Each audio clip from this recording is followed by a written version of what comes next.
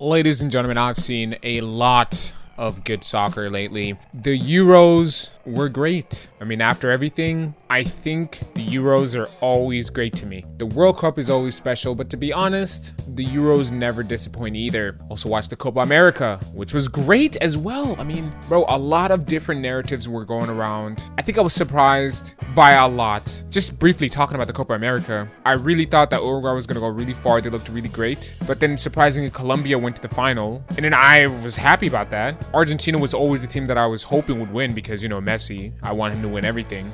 But towards the end of that game, I sort of was rooting for Colombia. The Colombians had a lot of passion, and I could really get behind that. But this video is about neither Copa America nor the Euros. This video is about magical youth. So what is magical youth? Because this is not a term that's found in any literature. This is a term that I've scientifically coined, and I'll define it briefly. Essentially, it's a young player who has exploded onto the scene and has impressed and won the hearts of everyone. And I've got a brief list. Not every one of these guys is positively looked upon, but all of these guys have done crazy things, especially when you consider their young ages. First, let's talk about Cole Palmer.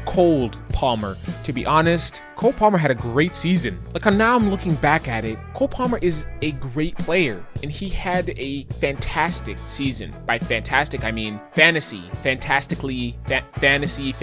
whatever. But when I think about how bad Chelsea was, all the losing they were doing, and the few games that they did pretty well, and when I think about how Cole Palmer never disappointed in a game for Chelsea, he was the one shining beacon in that team. And then every time I'd go and watch some highlights, or I'd see some posts that ESPN or some other media company would put online, you can always expect a comment like, Chelsea versus whoever. Well, you could expect Cole Palmer to score at least one goal. He does that. He tends to score goals, at least one, with whatever opponent. And the thing I like about Cole Palmer is his confidence. I mean, this is a guy taking the ball away from his teammates who are much older. Well, not much older, actually. But he was basically taking all the penalties, and he dispatched all of them very well. I think he's a cool guy. And I couldn't put my finger on it until I started seeing the post about him being black. And then I was like, that's what it is. That's why he's so cool. That's why he's so confident and nonchalant, and it's got that vibe. It's because he's black,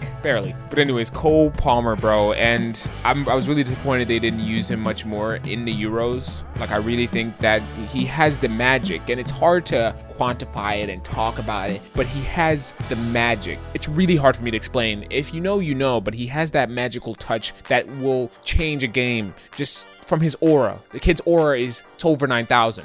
I remember watching the finals of the Euros, and I remember just screaming out loud in elation when Cole Palmer scored his goal. I was like, no way he just did that. There's no way. They put him in real late, and he just steps on the scene and just becomes the hero, dude. Cole Palmer's that guy, and I can't wait to see what he does next. Make no mistake, he's not going to impress as much as he has this year. This season was like Erling Haaland's first season in Man City. Crazy, wild, unexpected. And then now you see him in the next season, he's still really, really good, still won the Golden Boot, but definitely didn't do what he did last season. So, Cole Palmer. Number 2, and this is the most obvious one, he's basically the guy that made me want to do this video to begin with, and that's Lamine Yamal. Make no mistake, this kid is on course, and I mean on course, right? If there was ever a train to get on that the destination is the greatest of all time, he's on there. Now, I don't know how long he's going to be on there. Most likely he'll probably get kicked off at some point, but right now he's firmly seated inside that train that will make him the greatest of all time. I mean, seriously, he's playing top flight soccer at a very young age, and he's not disappointing. He's out there and he looks like he belongs. In fact, he shines. You know what I'm saying? At the age of 16, well, he's 17 now, but he was 16 throughout the whole season, throughout the whole Euros, bro. I've never seen anything like this. You know what I'm saying? You know, when you talk about Messi, and is that picture real? The picture of Messi holding a baby Lamine Yamal? Dude, that narrative is crazy. If he stays on that train and he gets to the destination, this whole thing is crazy, bro. The previous god of this game, wait, why is he getting baptized? Isn't his dad like Moroccan? Shouldn't he be a Muslim? Anyways, so the previous god, Messi, holds him as a baby. And then he would go on to become a legend of the same club that Messi became a legend at. It's crazy. He's also another tricky left footer. To be honest, this whole list, he's got the most aesthetically pleasing game of all. And to be honest, this whole list is made up of damn near left footers. How can a population that is so small throughout the whole world have such a huge impact on this game? People who are left-footed, left-handed, I don't know about left-handed, I don't know about left-footed people, but people who are left-handed only make up like 10% of the whole population. And somehow, these guys who make up such a small population in the whole world are some of the best out there. This is crazy. Cole Palmer, Lamine Yamal, there's something about these lefties that they glide across the field, bro. What is it about it? Somebody's got to do some research. Is it because it just looks that way? Or is it actually that these guys are artists with their feet, bro? Like with their foot? I don't understand. But yes, Lamine Yamal has all the tools to become great. And you know what? I'm a notorious hater. Whenever they bring up some of these kids and thrust them into the limelight, I'm always there to hate on it. You know what I'm saying? Like your friend who wants to start up doing music, I'm gonna hate on that stuff. He's gonna play me that music. I'm gonna be like, nah, that's it. That ain't it, bruh. That ain't it. You know what I'm saying? This ain't it. You need to go back to work, bruh. Just put the fries in the bag. That ain't it, bruh. And to be honest, I've actually had a very bad track of commenting on these young upstarts. Every time there's a young kid that they say is going to be the next big thing, I hate on it. And almost every time that's happened, they end up actually being it. I'm not even joking. I think the last two players that I hated on was Alphonso Davies, Christian Pulisic, and I want to say this one more, but just out of those two, like I remember watching Alphonso Davies when he first came out. They were talking about him when he was 16 years old. I remember watching I think it was like a Vice video, it was something crazy, but they were talking about how he was so young, you know what I'm saying, and he's already accomplished so much, or he's already got so much potential. I'm just like, boy, we got another Freddie Adu here. But look at him, you know what I'm saying? Like he's actually, I mean, if I was comparing him to Freddie Adu, I misjudged him. And Christian Pulisic, I just remember thinking, yeah, he may be nice, but I mean, come on, guys, he's American. America has this problem with touting these young kids as like great. Oh, you know who I'm hating on right now? That Cavan kid. What's his name? Something Cavan. He plays for the Philadelphia Union. He's like 14 years old. They're saying that he's gonna go to Man City or whatever. Everyone's saying he's the next big thing. He's apparently like the youngest professional ever in MLS, I think. I'm hating hard on that kid, bro. I don't like it at all. I do not like it at all. Which, yeah, it's bad for me to hate on a 14-year-old, but also, every time I hate it on a kid, he ends up being good, so I'm doing him a favor. Number 3, Arda Güler. I don't know what to think about this kid because, honestly, I think the media is the one that pushed him to me. I never knew anything about him on his come-up. All I knew was Real Madrid is signing this kid from Turkey. He's supposed to be really good. He's how old? Oh, wow. But he's like cats. He's just like cats, right? Somehow, everyone seems to like him for some reason. It's not for some reason, actually. Cats will infect you with a parasite that makes you think that they're really cute like babies. So if you think cats are cute, really cute, you're probably infected with some parasite. And actually, it's like 50% of but you know what? This is not about that video. Arda Güler is like that. He's really likable for some reason. But he's also really good, dude. He did his thing. I mean, he didn't do what Lamine Yamal did, but for Turkey, he did his thing, bro.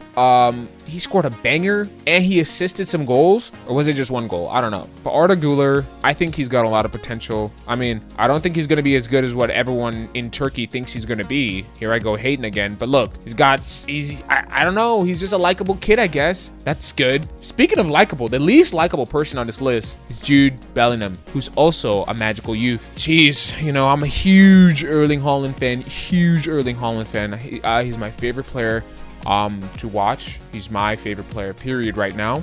And I just remember binge watching the shit out of him when he was playing for Borussia Dortmund. And how could you binge watch him and be impressed by him? He was young back then too, without watching the other kid who's also young, who's assisting him and doing some crazy stuff, Jude Bellingham. So that's how I got introduced to Jude Bellingham, just because he was there side by side with Erling Haaland. But at that time, Erling Haaland was taking up all the spotlight on the Borussia Dortmund team. Erling Haaland then leaves, goes to Man City, and now Jude Bellingham gets all the spotlight. And he didn't disappoint at all. His leadership at such a young age and all the things that he can do on the field, he always seems, you know what I like about him the most is his confidence. And that's also the biggest comment people have, is they think it's borderline cockiness. But to be honest, I think it's good. Why shouldn't a kid have that confidence? The last thing you want to do is to be touted as this generational player and then have no confidence. That's awful. And also, the thing that makes some of the greatest players great is their mentality. They literally psych themselves, talk themselves up to thinking that they're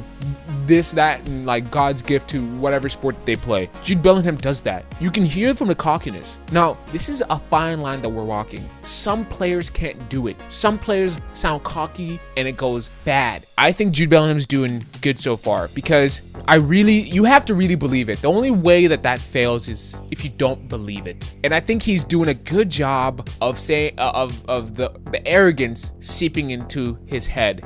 For some reason, it has to seep into his head. He has to think he's so good that he does crazy stuff. Just the confidence is just outrageous. I mean, for him to attempt that bicycle kick, that overhead kick to win the game, you gotta be some sort of crazy. No rational, older, clear-thinking professional would have attempted that at such a important game, at such a very late in the game, and it's not like you're dominating or anything. He did it, and he succeeded, and then he talked his shit. Now, this is scary because I'm not hating on him at all, actually. So you know what that means. He's not finna be shit. No, I'm kidding.